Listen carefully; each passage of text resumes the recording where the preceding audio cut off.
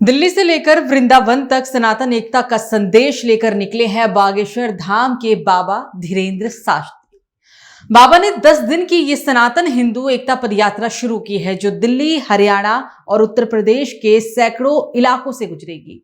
बाबा बागेश्वर धीरेंद्र कृष्ण शास्त्री की सनातन हिंदू एकता पदयात्रा शनिवार की सुबह फरीदाबाद में प्रवेश कर गई। क्रिकेटर शिखर धवन भी इस दौरान शामिल हुए। इस दौरान केंद्रीय मंत्री मनोहर लाल ने पाली चौक पर धीरेंद्र कृष्ण शास्त्री का पुष्प वर्षा कर स्वागत किया। दिल्ली के इंद्रप्रस्थ से शुरू हुई ये यात्रा सनातन संस्कृति, एकता और आस्था का संगम बन चुकी है।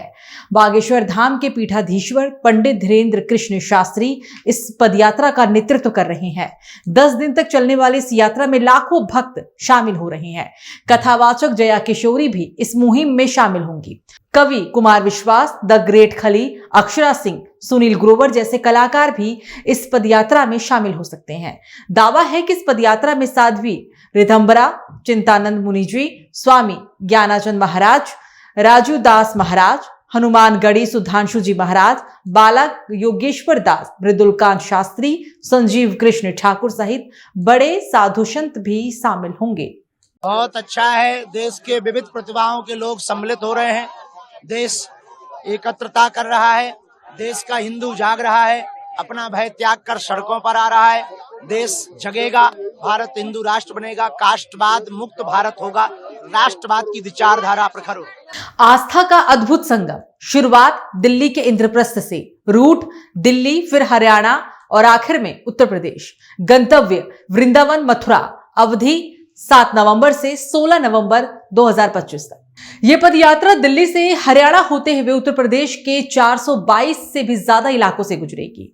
धीरेंद्र शास्त्री का दावा है कि 10 दिनों में करीब 2 लाख लोग इस पदयात्रा में शामिल होंगे और यह यात्रा 5 करोड़ लोगों तक सनातन एकता का संदेश पहुंचाएगी।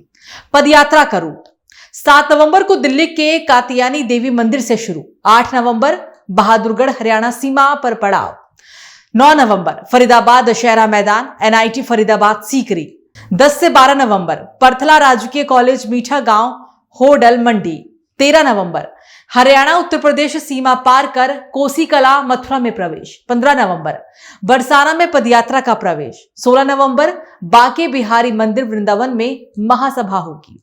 धीरेंद्र कृष्ण शास्त्री ने इस यात्रा की शुरुआत इंद्रप्रस्थ से की और कहा कि पदयात्रा सिर्फ आस्था नहीं बल्कि सनातन संस्कृति की चेतना जगाने का भी अभियान है। ये यात्रा सनातन धर्म की एकता का प्रतीक है। हम एक होकर ही अपने धर्म, संस्कृति और परंपरा की रक्षा कर सकते हैं। ये यात्रा 5 करोड़ लोगों तक संदेश लेकर जाएगी कि भारत सनातन है और रहेगा। कल बहुत धैर्य का पालन किया। पूरे भारत में एक ही चर्चा है, तो बागेश्वर धाम के भगत इतने गंभीर हैं कि 3 लाख से ज्यादा भीड़ थी कल, पर एक सिंगल भी दिक्कत नहीं गई भगवान की कृपा से। और पूरे भारत में एक नया इतिहास कल लिखा गया। दिल्ली में हिंदुओं का सैलाब देखा गया और भारत में पहली बार ऐसा हो रहा।